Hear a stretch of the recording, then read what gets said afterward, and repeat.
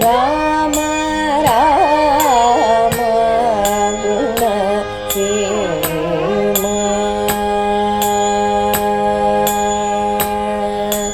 ರಾಮ ರಾಮ ಗುಣ ಸೇಮ. ಶ್ರೀಮತೆ ರಾಮಾನುಜಾಯ ನಮಃ. ಲೋಕಾಭಿರಾಮಂ ರಣರಂಗಧೀರಂ ರಾಜೀವನೇತ್ರಂ ರಘುವಂಶನಾಥಂ ಕಾರುಣ್ಯರೂಪಂ ಕರುಣಾಕರಂತಂ ಶ್ರೀರಾಮಚಂದ್ರಂ ಶರಣಂ ಪ್ರಪದ್ಯೆ. ಕೂಜಂತಂ ರಾಮ ರಾಮೇತಿ ಮಧುರಂ ಮಧುರಾಕ್ಷರಂ ಆರುಹ್ಯ ಕವಿತಾಶಾಖಾಂ ವಂದೇ ವಾಲ್ಮೀಕಿಕೋಕಿಲಂ. ಪುಣ್ಯಾಂಭೋಜ ವಿಕಾಸಾಯ ಪಾಪಧ್ವಾಂ ತಕ್ಷಯಾಯ ಚ ಶ್ರೀಮಾನ್ ಆವಿರ್ಭೂದ್ಭೂಮೌ ರಾಮಾನುಜ ದಿವಾಕರಃ ತೃಣೀಕೃತವಿರಂಜಾದಿ ನಿರಂಕುಶವಿಭೂತಯಃ ರಾಮಾನುಜ ಪದಾಂಭೋಜ ಸಮಾಶ್ರಯಣ ಶಾಲಿನಃ. ತಸ್ಮೈ ರಾಮಾನುಜಾರ್ಯಾಯ ನಮಃ ಪರಮಯೋಗಿನೇ ಯಶ್ರುತಿ ಸ್ಮೃತಿಸೂತ್ರಾಣಾಂ ಅಂತರ್ಜಲಮಶೀಷಮತ್. ಕೊನೆಗೂ ಆ ಸಮಯ ಬಂದೇ ಬಿಡ್ತು. ಅಯೋಧ್ಯೆಯಿಂದ ಸೀತಾರಾಮ ಲಕ್ಷ್ಮಣರು ಹೊರಡುವಂಥ ಕಾಲ ಬಂದುಬಿಡ್ತು. ರಾಮನಿಲ್ಲದ ಅಯೋಧ್ಯೆ ಕಾಡಾಗ್ತಾ ಇದೆ. ಸುಮಂತ್ರ ರಥವನ್ನು ತಂದ.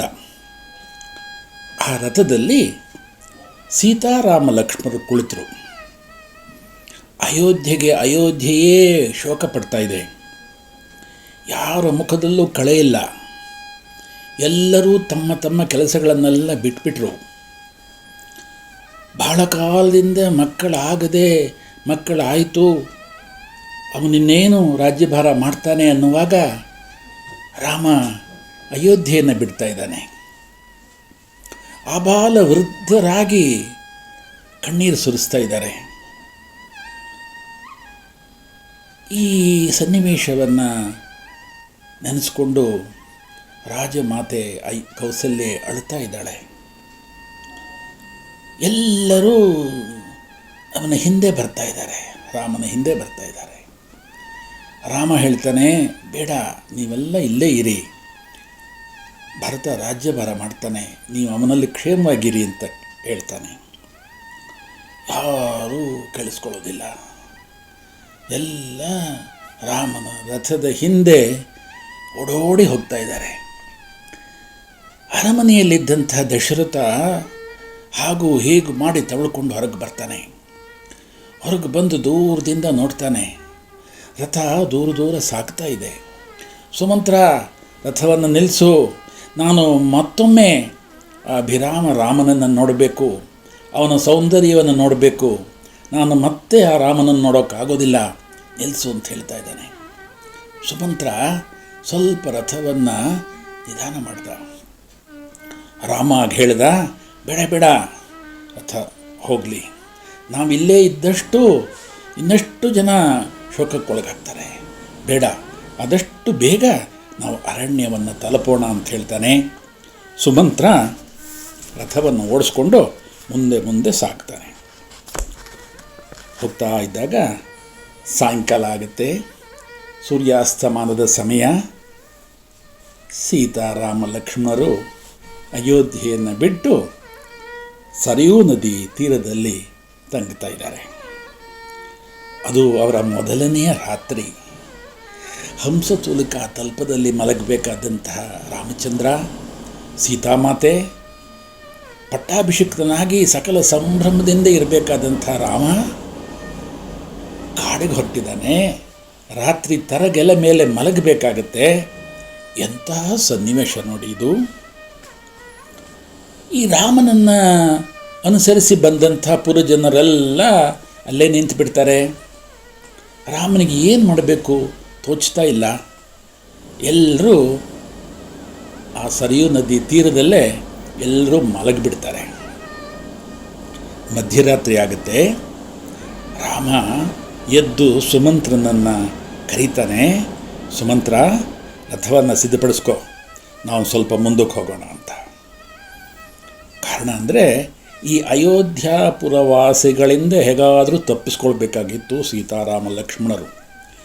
ಅದಕ್ಕೋಸ್ಕರ ಏನು ಮಾಡ್ದ ರಾಮ, ರಥವನ್ನು ಸ್ವಲ್ಪ ಅಯೋಧ್ಯೆಯ ದಾರಿಲಿ ಬಿಡು, ಮತ್ತೆ ವಾಪಸ್ ಬಾ. ಆಗ ಈ ಅಯೋಧ್ಯ ವಾಸಿಗಳೆಲ್ಲ ಎದ್ದ ಮೇಲೆ ನೋಡ್ತಾರೆ ರಾಮ ಅಯೋಧ್ಯೆಗೆ ಹೋಗಿದ್ದಾನೆ ಅಂತ ಅಯೋಧ್ಯೆಗೆ ಹೊರಟೋಗ್ತಾರೆ. ಅದಕ್ಕೋಸ್ಕರ ನೀನು ಸ್ವಲ್ಪ ದೂರ ಹೋಗಿ ಮತ್ತೆ ವಾಪಸ್ ಬಾ ಅಂತ ಹೇಳ್ತಾನೆ. ಆಮೇಲೆ ಸೀತಾರಾಮ ಲಕ್ಷ್ಮಣರು ತಮ್ಮ ಪ್ರಯಾಣವನ್ನು ಮುಂದುವರಿಸ್ತಾರೆ. ಬೆಳಗ್ಗಾಗಿತ್ತೆ. ಅಯೋಧ್ಯಾವಾಸಿಗಳೆಲ್ಲ ಎದ್ದು ರಾಮನನ್ನು ದರ್ಶನ ಮಾಡಬೇಕು ಅಂತ ನೋಡ್ತಾರೆ. ಸೀತಾರಾಮ ಲಕ್ಷ್ಮಣರು ಇಲ್ಲ, ಸುಮಂತ್ರನೂ ಇಲ್ಲ, ರಥನೂ ಇಲ್ಲ. ಕೊನೆಗೆ ರಥ ಎಲ್ಲಿ ಹೋಯಿತು ಅಂತ ಅದೇ ಜಾಗವನ್ನು ನೋಡ್ಕೊಂಡು ಹೋಗ್ತಾರೆ. ನೋಡಿದ್ರೆ ಅದು ಅಯೋಧ್ಯೆ ಕಡೆಗೆ ಹೋಗಿದೆ. ಅಯೋಧ್ಯೆ ಜನರಿಗೆಲ್ಲ ಸಂತೋಷ ಆಗೋಯ್ತು. ರಾಮ ಮತ್ತೆ ಅಯೋಧ್ಯೆಗೆ ಹೋಗಿದ್ದಾನೆ ಅಂತ ಹೇಳಿಬಿಟ್ಟು ಅಯೋಧ್ಯೆ ಜನರೆಲ್ಲ ಅಯೋಧ್ಯೆಯ ದಾರಿಯನ್ನು ಹಿಡಿದು ಹೊರಟೋಗ್ತಾರೆ. ಎಲ್ಲ ನಿದ್ರೆ ಮಾಡಿಬಿಟ್ಟಿದ್ರಿಂದ ರಾಮನ ವಿರಹ ಇವರಿಗೆ ಸಿಕ್ಬಿಡ್ತು. ಅದಕ್ಕೆ ಈ ಪ್ರಸಂಗದಲ್ಲಿ ಒಂದು ತತ್ವ ನಮಗೆ ಗೊತ್ತಾಗುತ್ತೆ.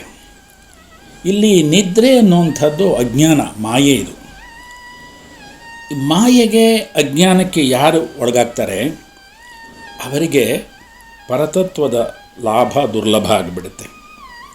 ಇವರೆಲ್ಲ ನಿದ್ರೆ ಮಾಡಿಬಿಟ್ರು. ರಾಮ ಇವರಿಗೆ ಸಿಕ್ಕಲಿಲ್ಲ. ಮುಂದೆ ಸುಮಂತ್ರನ ರಥ ಮುಂದೆ ಹೋಗುತ್ತೆ. ಸೀತಾರಾಮ ಲಕ್ಷ್ಮಣರು ಗಂಗಾ ತೀರದಲ್ಲಿದ್ದಂತಹ ಶೃಂಗಭೇರಪುರವನ್ನು ಸೇರ್ತಾರೆ. ಆ ಶೃಂಗಭೇರಪುರವನ್ನು ಗುಹಾ ಅನ್ನುವಂಥವನು ರಾಜ್ಯ ಆಳ್ತಾ ಇರ್ತಾನೆ. ನಾಳೆ ಕಥೆಯನ್ನು ನಾವು ಮುಂದುವರಿಸೋಣ. ನಾಳೆಯಿಂದ ಅರಣ್ಯವಾಸದ ಕಥೆ, ಆ ಅರಣ್ಯದ ಸೌಂದರ್ಯ, ಪ್ರಕೃತಿಯ ಸೌಂದರ್ಯ, ನದಿ, ಗಿಡ, ಬಳ್ಳಿ, ಹಕ್ಕಿಗಳು, ಮೃಗಗಳು, ಜಿಂಕೆಗಳು, ಇದೆಲ್ಲದರ ವರ್ಣನೆಯನ್ನು ನಾವು ಮುಂದೆ ಕೇಳೋಣ. ಇವತ್ತಿಗೆ ನಾವೆಲ್ಲ ರಾಮನ ಜೊತೆ, ಸೀತಾರಾಮ ಲಕ್ಷ್ಮಣರ ಜೊತೆ ಶೃಂಗಬೇರಪುರದಲ್ಲಿರೋಣ. ಲೋಕ ಸಮಸ್ತ ಸುಖಿನೋ ಭವಂತು. ಶ್ರೀಮತೆ ರಾಮಾನುಜಾಯ ನಮಃ.